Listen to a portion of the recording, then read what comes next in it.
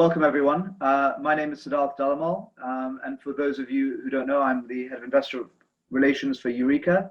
Eureeca is an equity crowdfunding platform.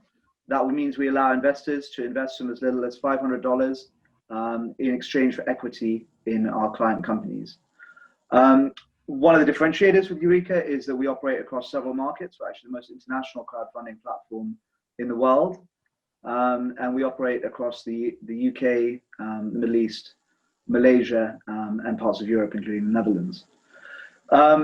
So the purpose of this webinar today is to give you a little bit of a flavor of what it's like to raise on Eureeca, but also to give you some insight into how a crowdfunding raise can help you with expanding your business, particularly internationally, as well as purely raising money. So to that end, I'm delighted to be joined here by one of our portfolio companies, Homes or Houses, represented by Jackie Fitzgerald, the founder.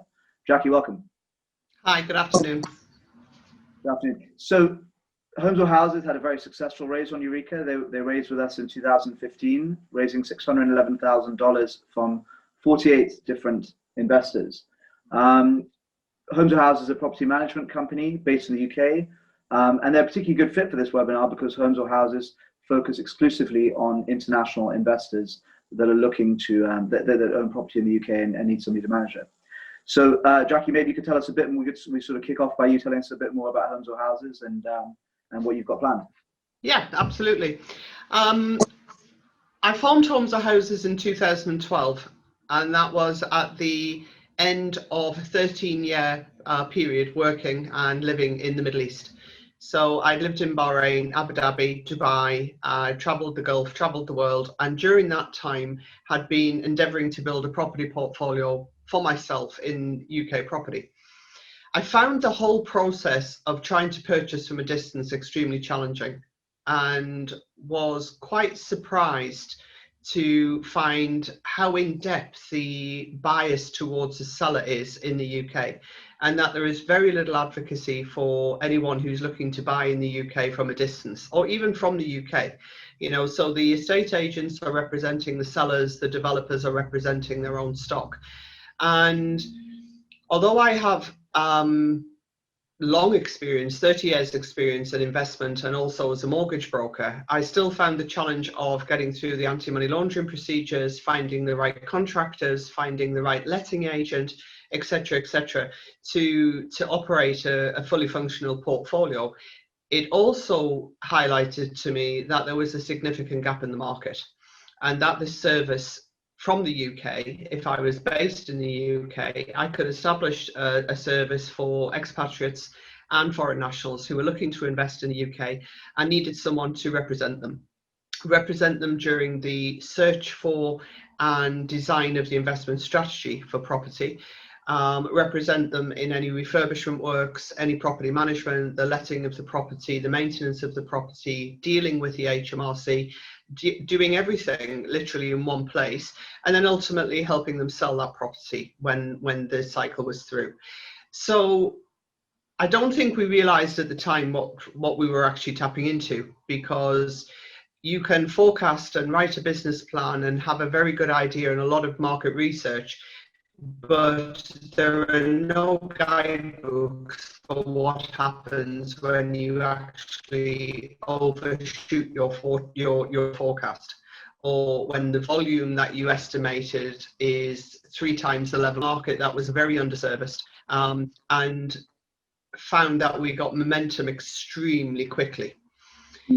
It was coincidental that I was in Dubai on business, and I happened to literally bump into one of the directors of Eureeca, who I knew well historically in the DIFC. And he called me a few days after I returned to the UK and said, you know, you really look at severe risk of drowning under your own success at this moment in time. Perhaps we should talk. And that was the first time that our discussion started with any contemplation of doing any capital raising or investment of any form. And I think, you know, specific to the raise itself, I think one reason that you guys were so successful is that you had an appealing narrative, something that differentiated you a little bit. In your case, that was the fact that you catered exclusively to international clients. And you know, in the when Eureeca, it shined very well with our own differentiation and our own sort of strength. So was that a big factor in what chose Eureeca vis-a-vis maybe another platform? It was a huge factor. It was a huge factor. I had the initial discussion with Sam, and I did as most business owners do. I walked away and got wrapped up in my own business again and didn't actually do anything about it. But something had obviously resonated, because around 12 months later, I was approached with an offer to purchase homes or houses. And it made me realize then that I hadn't set up this business to exit. I'd set up this business to grow. But I did realize during those discussions that we could really benefit from some capitalization. We had no debt and we were completely self-funded. But the restrictions, there's a cap on the amount of self-funding that you can continue to do, and the restrictions on that were preventing us designing a strategy to move out further in the world. We were well covered in the Middle East, and we were getting repeat and referral business, but it made me start to look more closely at crowdfunding, totally linked into that conversation I'd had with Sam. And I looked around at a number of crowdfunding platforms and did a lot of self-education as to what crowdfunding meant from an investor relation and also a legal perspective, to make sure that we were making the right move. And my experience, because of the international exposure that we wanted and that I wanted to continue with, my experience of looking at crowdfunding platforms in the UK was there didn't seem to be any with an international support. Or an international understanding, and the understanding of the international client is crucial, because it's a very different life to living in the UK. And the other point was that this is a relatively unregulated market in crowdfunding, and what was crucial for me was that I wasn't getting into anything that I couldn't get out of or that could possibly go wrong. And coming from a banking background myself, you know, I'm very keen that anybody I'm working with is regulated. And the fact that Eureeca had a UAE-based platform and an FCS license was just, you know, perfect, absolutely perfect. So I'm a UK company, UK limited company, working with a Middle East-based company who have a UK license to operate. It was just a very, very simple decision from that point to go back to Eureeca and start the discussions in earnest. Fantastic. And you know what I really love about the raise, though, right? And it's very relevant to this webinar, is the fact that you were telling me offline, anybody who invested over £10,000 in your campaign went on to become a client and or refer business to other people, which I love, because it's to the core of what crowdfunding is supposed to do. Well, I'm glad you love it, because if I hadn't listened to what Eureeca had said, it might not have ended up that way. I think a lot of people are similar to ourselves, or a lot of companies are similar to ourselves. When you go into crowdfunding, you're not going into it because it's something you do every 12 months. Usually, you might go for a third raise, a second raise, a third raise, but the first raise is very different to anything that you could ever do. It's not like applying for a bank loan. It's not like a flotation. It's very different because it's deeply personal. This is your business that you have started usually, and that you are now looking to raise money. And talking to people about raising money is putting yourself up there for them to criticize your beautiful idea in your fabulous business. And that's really, really uncomfortable. And I said, I was very open with Eureeca at the outset and said, this is the part of this journey that I'm dreading the most, is actually telling people that we're raising money. And they gave me some really strong guidance, which at first I was a little bit cynical about, but they were 100% right. And I've told them again and again, I've told you guys, you were 100% right. They said the people most likely to invest in you are the people who already know you and potentially are thinking about or are your clients. So they're the people you've got to talk to. They're the people who you need to explain why, because they've already been with you on this journey. And I used a lot of descriptions to Eureeca, and I said, "Oh my goodness, this feels like begging. This is, this is really uncomfortable." But Yeah, oh my goodness, it was so right, because as soon as I got comfortable in how I was going to explain this, and what I was going to explain was the intention and why we were doing it and what we were going to do with the funds, we were just absolutely inundated. I mean, we got so much support and so much immediate agreement, yeah, that one of our clients was actually the very, very first person to invest, and that was because she was waiting for 9 a.m. UK to hit online and get her money in first. fantastic. And I'll never forget that feeling of gratitude, and yes, obviously a level of relief. Yeah, But I don't think we would have got to that point that day if the relationship with Eureeca had surpassed a transactional level. I think if you're applying for corporate finance, you're behind a sheet of paper, whereas Eureeca actually took a great deal of time and telephone calls and meetings to get to know us, to understand us, to help us put together the video, to help us put together the forecast, etc. And yeah. that's what made the difference. That's ultimately what made the difference.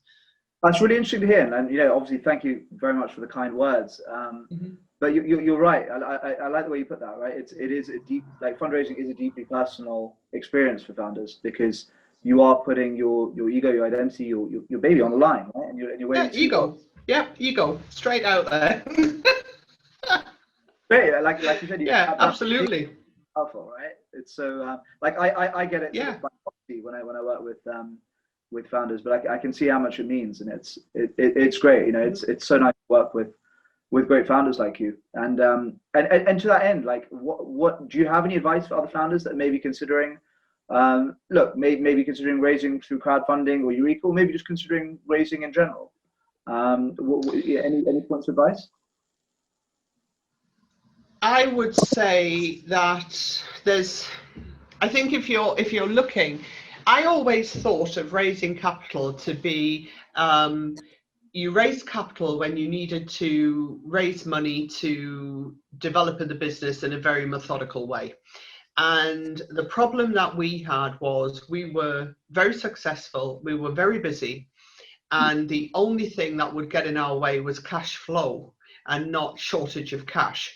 So I naively put, well, that's just how businesses run. And but if cash flow becomes huge peaks and troughs, which it did for us, all of a sudden you've got all of this money, and then all of a sudden you can't see any money again. And that was a massive learning exercise for me. And I think if businesses are successful, and if they feel that cash flow is an issue, or if they can see an expansion opportunity and they're just not brave enough to take it because they don't have sufficient cash to do it at the moment, I think crowdfunding gives you that real analysis and spring clean of your business, because you need to get it in shape to be able to present it.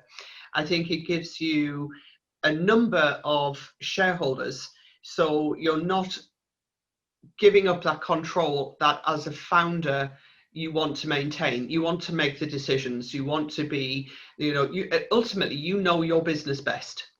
Yeah, And unless you're actively looking, hence yeah, my experience with someone coming in and saying I'd like to buy 30%, it was one person and me, and they didn't know the business. yeah, So how is this going to work? With crowdfunding, you actually have the ability to, you have shareholders to report to, yeah. you have a real sense of accountability, but Mm, you don't have a voice which contradicts with yours. You are still classed as the expert on that business. yeah, And I think that's why crowdfunding worked for us, because yeah, there wasn't anyone who was going to come and sit here in the north of England and yeah, tell me what a property was worth or how to manage it. So unless you can, it worked for us. It really worked for us. And I think on the international side, I mean, we're very keen to move into the Far East now. And the okay, fact that Eureeca have got Malaysia exposure, and the relationship can be much longer term, much longer term. So fantastic. yeah. Any Malaysian investors listening today, Jackie is looking to expand into the Middle East. I am very much so, very much Yeah. so. We, Yes, we, it's our next frontier, so to speak. yeah, fantastic. And we're I think, actively looking for investors in property. You know, we've got such a good presence here now, that we are the housing provider of choice, the property manager of choice for a lot of agencies here.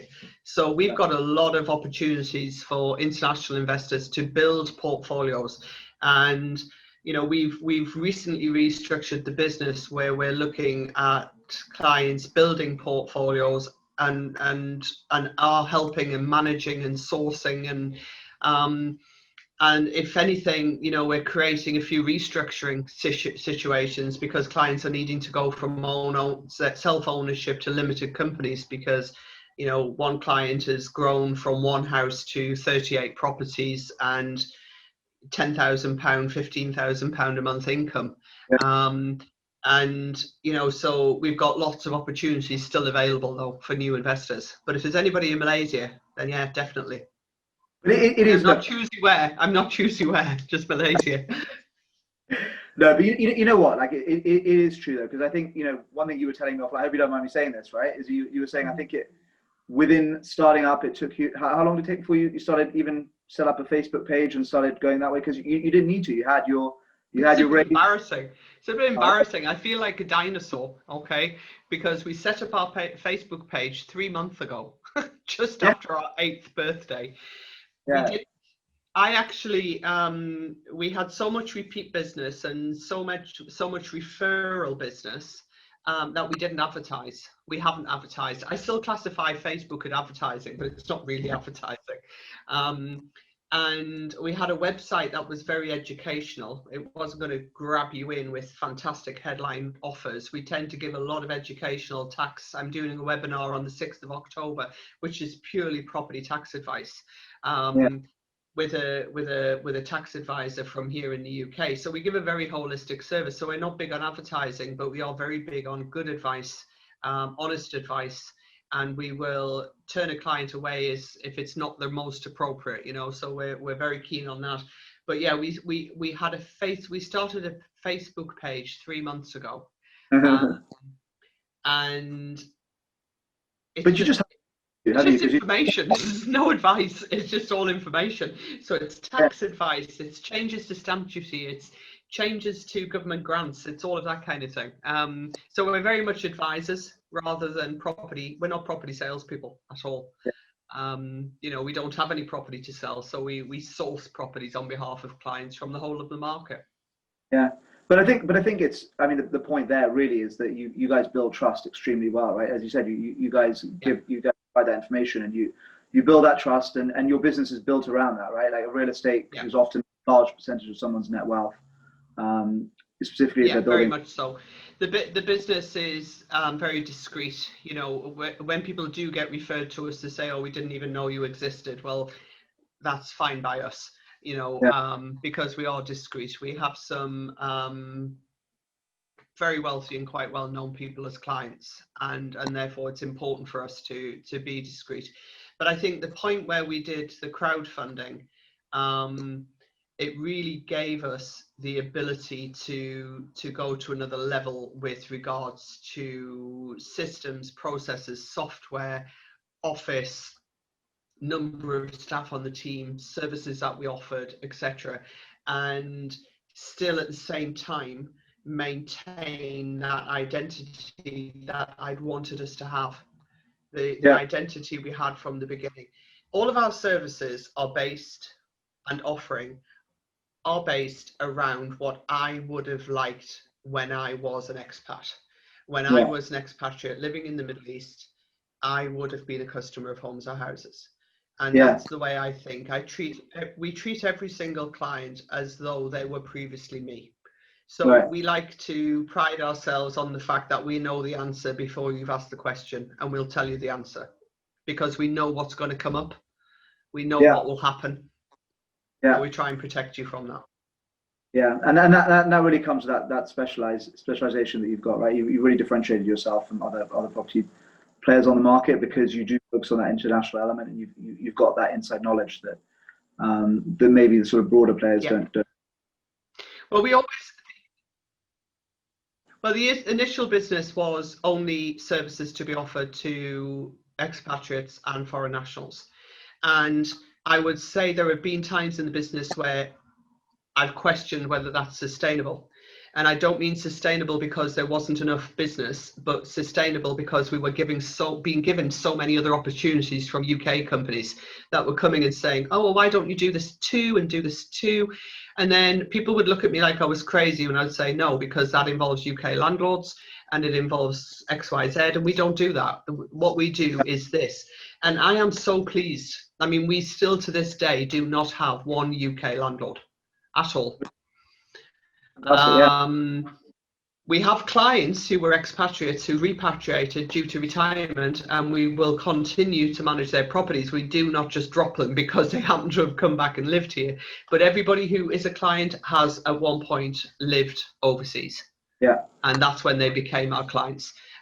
So we get a lot of local property companies and property owners who call and say, would you like to manage my property? And the answer always is no. Because that's not what we do. Yeah, absolutely.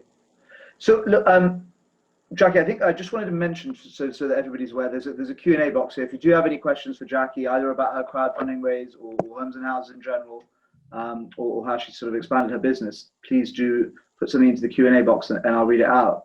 But in the meantime, while sort of people have a chance to ask those questions, Jackie, can you tell us a bit more about what the future holds for homes or houses? I think you've got some interesting developments. What the plans are.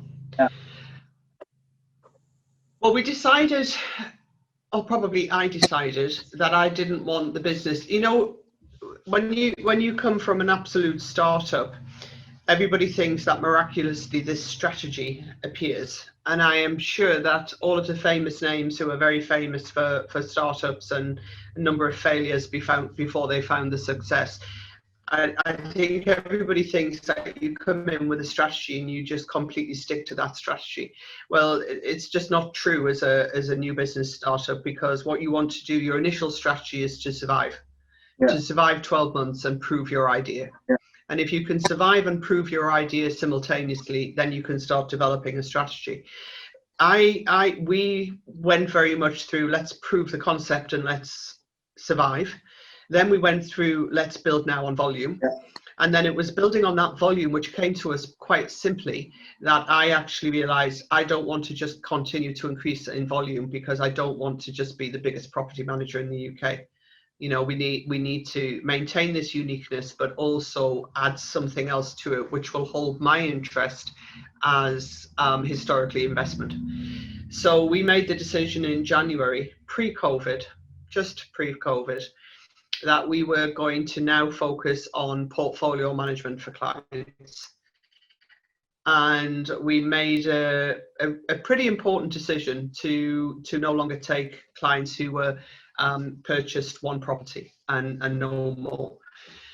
And we made an arrangement with a partner agency for them to take our landlords who only had one property and had no intention of buying any further, and we concentrated on the landlords who had everything from 1 to 30 properties. Seem to have lost you there, Sid. There you are. So we continued, and the plan is now to offer pure portfolio management. So those clients who have over 7 or 8 properties are the ones that we're starting with. And then to build a strategy. So we now offer an active and a passive strategy. So we're very much now going more towards the investment side. We now have all of the data to analyze. We have lots and lots of records that we can actually map trends now, which in the beginning we couldn't. But we can now. So we know the hotspots to buy, we know the types of properties not to buy, we know the right kind of property management and the tenants, etc. So we're really evolving ourselves. But one of the key things that I want to do is to take that international exposure into another region, because we've got good exposure throughout the Middle East. Then we have odd clients dotted in various countries, Canada, Australia, Malta, you know, all of those places. But I would like to take another region and focus on that region and become, and really understand the investment mentality, because it changes depending on nationality, depending on your location. The approach to investment changes. So that's my focus at this moment in time, is looking at the Far East and trying to understand that. And actually, that leads, pay property. I just want to understand the investors. well, it leads into, so we've got a question here actually, and it leads well into that, which is, you mentioned the Far East, and you've mentioned Malaysia. Are there any other countries that you'd be looking at in the Far East? I think because we initially, I traveled the whole of the Far East when I was based in the Middle East. So I would spend some time in Jakarta, I spent time in Singapore, I spent time in Beijing, I spent time in Hong Kong, and I was a frequent visitor in all of those places. And they're absolutely ginormous. I remember being in Beijing and attending a conference and having a chat with a Chinese gentleman and making polite British conversation as you do, and saying, do you live far from here? And he said, oh yes, I live in a small province, which is about a day's travel from here. So I said, oh, okay. And he said, you wouldn't know it. It's only small. It's only just bigger than France. Oh, right, okay, and that's a province. So for me to pinpoint, I would like to, I'd like to be in China. Where? I'd like to be in Singapore. I'd like to be, I think generally the Far East fascinates me. And I think it's just a market that I would like to look at holistically.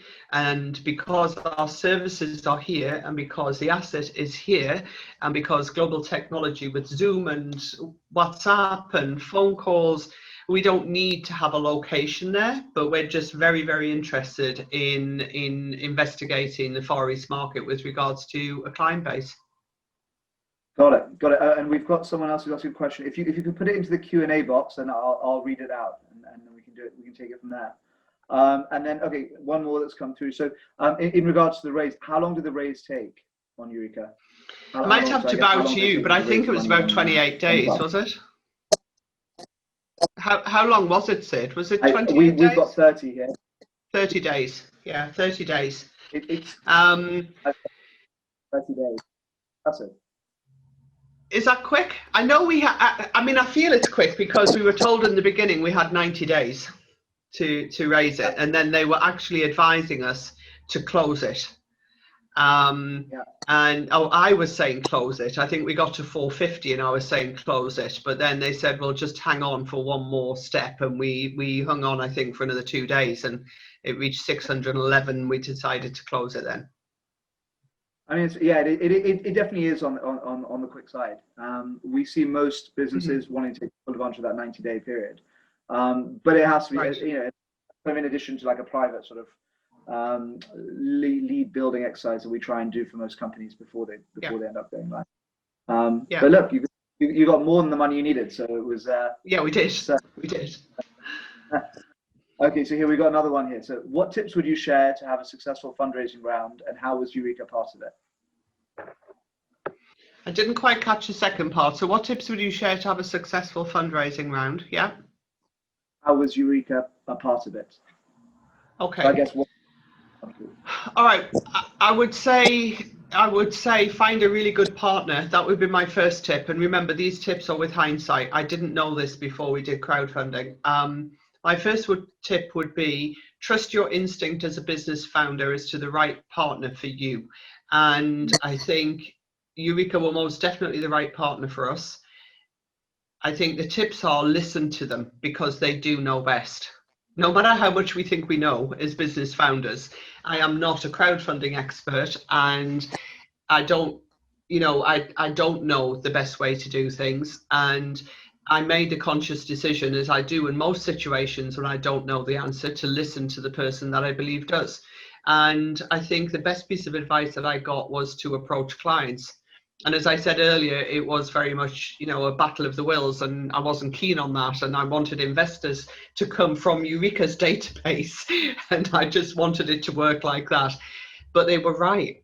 They were completely and utterly right. It is an opportunity to find that little bit of humility that you need to be able to say, for the first time, I'm stepping out here and I'm just bearing all. I'm just going to tell you what the situation is. So my tip would be to find the right partner. If you're looking to raise internationally, obviously I would recommend Eureeca. And I would say to listen to their guidance, because these guys truly know what they're doing. You're going to give us a big head there, Jackie, but thank you for that. Yeah. And you know what, like the points you made there about humility, just really putting yourself out there is so important. And going out to clients, there is a level of discomfort there, right? There's no hiding from that. Oh, it's really uncomfortable. It's really uncomfortable. It's probably the most awkward point of the whole transaction. Yeah. Because you are accountable, and you have to. And if you get it wrong, it's going to come back and backfire on you. So you need to be honest. You need to be honest with exactly how everything is, and take it from there. On the flip side of that, I guess that those are the people who actually really want to support you. And sometimes founders see that and they're like, wow, I didn't realize that the guy I went to school with 15 years ago was actually going to come and invest like $5,000 or $10,000 in my company. I would never have thought to approach that. And building that sort of those sort of leads and databases is really important. So don't get put off if you don't know lots of sort of wealthy people in your social circle that you think might invest in you. Like, these leads come from all over the place, and as long as they sort of you, often they do want to support you, and you can really surprise yourself. I think also you can elaborate on your journey so far to a level of detail that you wouldn't ordinarily do. I mean, none of our shareholders knew that we were totally self-funded.